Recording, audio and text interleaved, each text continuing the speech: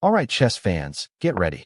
We're diving into a Bobby Fischer masterpiece, a tactical whirlwind against the legendary Lajos Portisch from 1966. This isn't just a game. It's a lesson in pure, unadulterated aggression.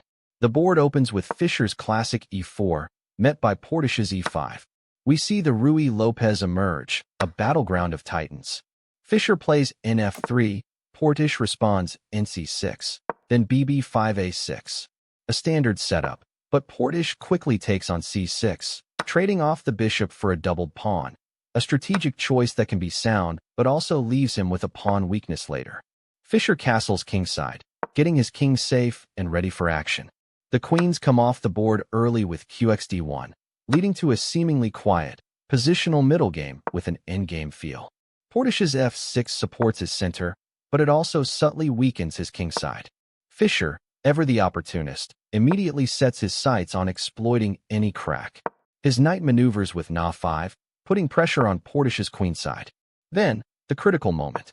Portisch decides to challenge the center with f5. Now, this move is a double-edged sword. It looks active, but against Fischer, it's like waving a red flag to a bull.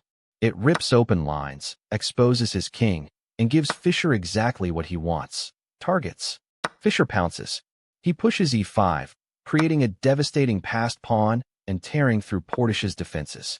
The knight leaps to nc6, then na7, a true monster on the rim, tearing apart Portisch's queenside pawn structure. Fischer's pieces coordinate beautifully. We see rb4, lifting the rook to the 4th rank, ready to swing into the attack. The h-pawn pushes with h4, further opening lines on the kingside. Portisch is desperately trying to defend, but Fischer's attack is relentless, precise, and absolutely crushing. The knight on na7 finds its way to nxb5, snaring another pawn and cementing Fischer's material advantage. Portisch's king is feeling the heat, trying to escape with kf7, but there's no refuge. The endgame unfolds with surgical precision. Fischer's rooks and knight are a symphony of destruction. Portisch tries to create counterplay with f3, but it only creates more weaknesses. Fischer's rook comes flying in with rf4+, chasing the king. Portisch's king is running on fumes, k7, kf6, kg5. Fischer doesn't let up, rd6+, relentlessly pursuing the monarch. And then, the final, brutal blow, rxf3+. That's it.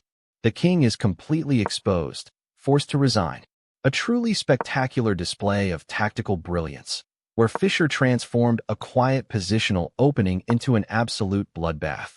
From Portisch's subtle misstep with f5, Fischer built an unstoppable attack, culminating in a king hunt that left no doubt.